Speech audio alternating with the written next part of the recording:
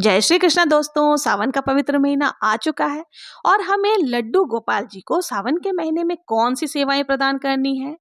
हमें लड्डू गोपाल जी को किस दिन से झूला झुलाना है और झूला झुलाते समय कौन सी हमें सावधानियां बरतनी है। अगर आपके पास झूला नहीं है तो फिर ठाकुर जी को झूला सेवा कैसे प्रदान करेंगे। ठाकुर जी को किस पात्र में हमें भोग लगाना है।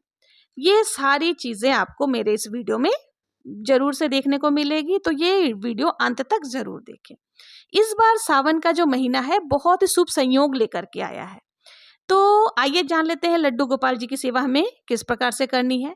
क्योंकि सावन का महीना जितना प्रिय भगवान शंकर को है, माता पार्वती को है, उतना ही प्रिय हमारे लड्डू गोपाल जी को भी है। तो लड्डू गोपाल जी की सेवा में हमें किन किन बातों का ध्यान रखना है, हमें क्या करना है, क्या नहीं करना है, ये सारी जानकारी हम आज के वीडियो में बात करेंगे। फिर कौन कौन से नियमों का पालन हमें सावन के महीने में करनी चाहिए वो भी हम आज के वीडियो में जानेंगे। तो देखिए, कई घरों में जो है लड्डू गोपाल जी की पूजा अर्चना सेवा की जाती है। उन्हें घर का एक सदस्य की तरह उनकी सेवा की जाती है। ऐसा करने से साधक और उनके परिवार को लड्डू गोपाल जी की विशेष कृपा बनी रहती है। ऐसे में खास माने जाने वाले सावन माह आपको कुछ अलग तरीके से लड्डू गोपाल जी की सेवा कर सकते हैं। तो आइए जानते हैं कि किस प्रकार से हमें लड्डू गोपाल जी की सेवा करनी है। ऐसी मान्यता है कि सावन के महीने में लड्डू गोपाल वृंदावन में जरूर से आते हैं और सखियों के साथ स्नान करते हैं, झूला झूलते हैं। तो हमें सावन के महीने में लड्डू गोपाल जी को स्नान कराते हुए किस किस बातों का ध्यान रखना है। देखिए, लड्डू गोपाल जी की जो है मौसम के अनुसार सेवा बदलती रहती है। सावन के महीने में लड्डू गोपाल जी की सेवा कैसे करेंगे। तो क्योंकि सावन के महीने में बहुत ही ज्यादा बरसात होती है, तो ऐसे में क्या होता है, हमारे लड्डू गोपाल काले पड़ जाते हैं। लड्डू गोपाल क्या, हम मनुष्य भी काले पड़ जाते हैं इस मौसम में।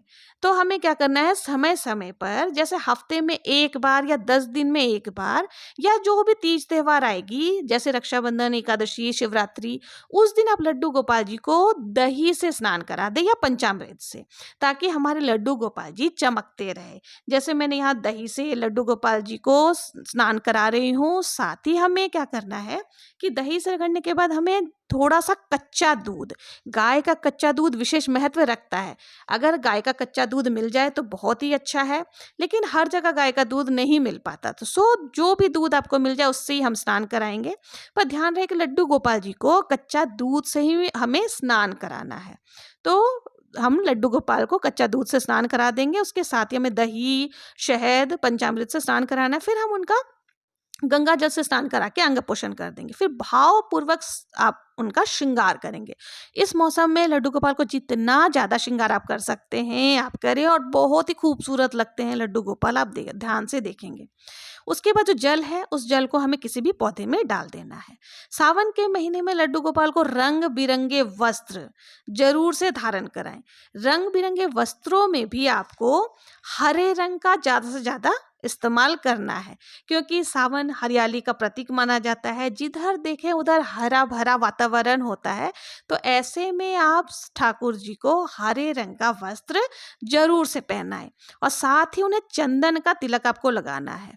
ठाकुर जी के साथ में आपको गाय माता जरूर से रखनी है। अगर अभी तक आपके पास गौ माता नहीं है तो जाकर के आप ले आएं, क्योंकि जब हम ठाकुर जी की सेवा नहीं कर पाते हैं तो गौ माता ठाकुर जी की सेवा करती है। तो इसलिए आपको ठाकुर जी के पास में लड्डू गोपाल के साथ में गौ माता जरूर से रखनी है। तो आप चाहे तो चांदी की गौ माता ला सकते हैं या फिर किसी भी धातु की गौ माता आप ला करके लड्डू गोपाल जी के साथ जरूर से रखें।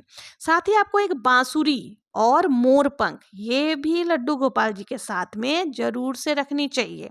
और बांसुरी अगर बांस की हो तो बहुत ही अच्छा है।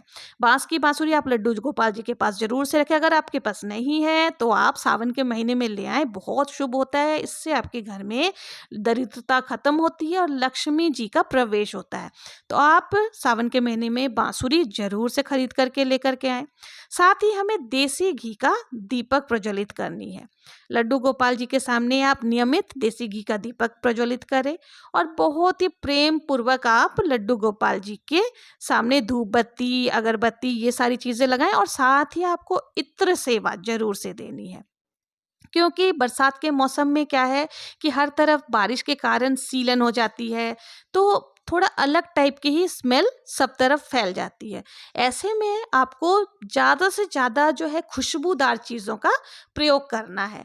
जैसे कि आप गुलाब जल ले लिए, इत्र ले लिए, फूल अलग-अलग प्रकार के जिसमें से बहुत ही अच्छी-अच्छी खुशबू आती हो, ऐसे आप फूल ज़्यादा से ज़्यादा प्रयोग करें। और इत्र ज़रूर से आप ठाकुर जी को समर्पित करें, ताकि हर जगह खुशबू ही खुशबू आए, और ठाकुर जी को भीनी-भीनी खुशबू आती रहेगी तो वो बहुत ही प्रसन्न होंगे, उन्हें अच्छा लगेगा।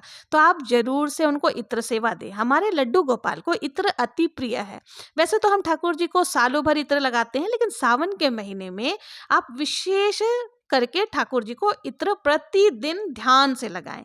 और ठाकुर जी को सावन के महीने में आप फूल बंगला की सेवा भी दे सकते हैं। फूल बंगला फूलों से आप बनाएं, अगर आप रेडीमेड भी ला सकते हैं अगर आपको बनाना नहीं आता, और अगर आप चाहें तो घर पर भी फूल बंगला बना सकते हैं। उसका भी वीडियो आपको मेरे चैनल पर मिल जाएगा। फिर हम ठाकुर जी को बहुत ही सुंदर से हरे रंग के वस्त्र पहना करके तैयार कर देंगे। फिर इनको आसन पर बिठा दें। फिर ठाकुर जी को हम भोग समर्पित करेंगे। तो सावन के महीने में आप जो भी ऋतु फल आते हैं वो भोग में जरूर से दें। साथ ही आपको घेवर, क्योंकि सावन के महीने में ही तीज का त्योहार भी मनाया जाता है, और तीज के त्योहार में घेवर विशेष रूप से विशेष मिठाई के तौर पर जाना जाता है। तो आप ठाकुर जी को जरूर से घेवर चढ़ाएंगे, लेकिन ध्यान रखें कि घेवर के ऊपर जो चांदी की वरक अगर लगी हुई है तो वैसा घेवर आपको नहीं चढ़ाना है। जिसमें चांदी की वरक ना हो वैसे घेवर आप ठाकुर जी को अर्पित कर सकते हैं। साथ ही आप ऋतु फल कुछ भी चढ़ा सकते हैं। आम इस समय बहुत मिलते हैं, लेकिन इस समय जामुन मिलते, तो आपको भूल से भी गोपाल जी को, ठाकुर जी को जामुन का भोग नहीं लगाना है। साथ ही अगर आप भोजन का भोग लगाते हैं तो आपको बैंगन की सब्जी, इस प्रकार की उड़द की दाल, ये सारी चीजें आपको लड्डू गोपाल को भोग में नहीं अर्पित करनी है। इसके साथ ही हमें क्या करना है, इसके साथ ही आपको तुलसी दल जरूर से डालना है, क्योंकि तुलसी दल के बिना ठाकुर जी की जो भोग है वो स्वीकार नहीं करते। तो आप तुलसी दल जरूर से अर्पित करें। और ठाकुर जी की सेवा में आप सावन के महीने में कांसे का अगर प्रयोग करते हैं तो सावन के महीने में ना करें। कांसे का या प्लास्टिक के बर्तन का प्रयोग बिल्कुल भी ना करें। आप चाहें तो उसके बदले पीतल, तांबा या चांदी, और कुछ नहीं तो मिट्टी के पात्र का इस्तेमाल कर सकते हैं। चंदन सेवा जरूर से दें। तो इस प्रकार से आप ठाकुर जी की सेवा कर सकते हैं। अब आते हैं झूले की बारी। झूला अगर आपके पास नहीं है तो आप, सावन का बहुत ही पवित्र महीना होता है, इस समय आप झूला जरूर से ठाकुर जी के लिए ला सकते हैं। और झूला हमें कब झूलाना है, तो सावन शुरू होते ही आप ठाकुर जी को झूला झूला सकते हैं, या फिर हरियाली तीज वाले दिन, या फिर जो भी खास तिथि या त्योहार आएंगे सावन के महीने में, उस दिन आप ठाकुर जी को झूला जरूर से झूलाएं। झूला झूलाते समय भी हमें कुछ बातों का ध्यान रखना है, जैसे कि झूले पर बिठा करके हमें कान्हा जी को भोग नहीं लगाना है। आप लड्डू गोपाल को झूला झूलते हुए भोग बिल्कुल भी ना लगाएं। झूला झुलाने से पहले भोग लगा लें, या तो झूला झुलाने के बाद आपको भोग लगाना है। और इस बात का भी ध्यान रखें कि लड्डू गोपाल को आपको अकेला नहीं छोड़ना है झूले पर, और झूले पर सुलाना भी नहीं है। जब उनका शयन का समय होगा तो आप उनको यथास्थान पर विराजमान कर सकते हैं। और लड्डू गोपाल जी को झूला झुलाते समय एक और बात ध्यान रखें कि वो झूला बहुत तेज ना झुलाएं। आपको झूला झुलाते समय बिल्कुल धीरे धीरे ही प्रेम पूर्वक झूला झुलाना है। सावन के महीने में लड्डू गोपाल के पास आपको बांस की बांसुरी जरूर से रखनी चाहिए। अगर आपके पास पहले से ही बांस की बांसुरी है तो वही रख लें, नहीं तो नया खरीद करके आपको लाना है। और घर में लड्डू गोपाल जी के पास बांसुरी जरूर से रखें, ये बेहद शुभ माना जाता है। मान्यता है कि घर में बांस की बांसुरी रखने से लक्ष्मी माता का आगमन होता है, और आपके घर में धन संपदा की कभी कमी नहीं होती है। तो आपके पास अगर बांसुरी बांस की नहीं है तो आप सावन के महीने में बांस की बांसुरी जरूर से खरीदें। और साथ ही आपको मोर पंख कान्हा जी को बहुत ही प्रिय होता है, तो आपको मोर पंख भी बांसुरी के साथ में जरूर से रखनी है। तो ये थी कुछ बातें जो कि आप सावन के महीने में कर सकते हैं। और एक बात, अगर आपके पास झूला नहीं है तो आप लोगों को दुखी होने की कोई जरूरत नहीं है। भगवान ने आपको दो हाथ दिए हैं, क्या पता ठाकुर जी किसी और कारण से, आप किसी और तरीके से आपसे सेवा लेना चाहते हैं। तो आपको क्या करना है, आपके दोनों हाथों पर ठाकुर जी को बैठाकर, जैसे छोटे बच्चे को झूला झुलाते हैं उस प्रकार से आप ठाकुर जी को झूला झुला सकते हैं। क्या पता ठाकुर जी इसी तरह से आपकी सेवा लेना चाहते हो। तो इसलिए मन में किसी प्रकार का संशय ना करें, और सावन के महीने में बहुत ही प्रेम पूर्वक ठाकुर जी की सेवा करें और उनका आशीर्वाद पाएं।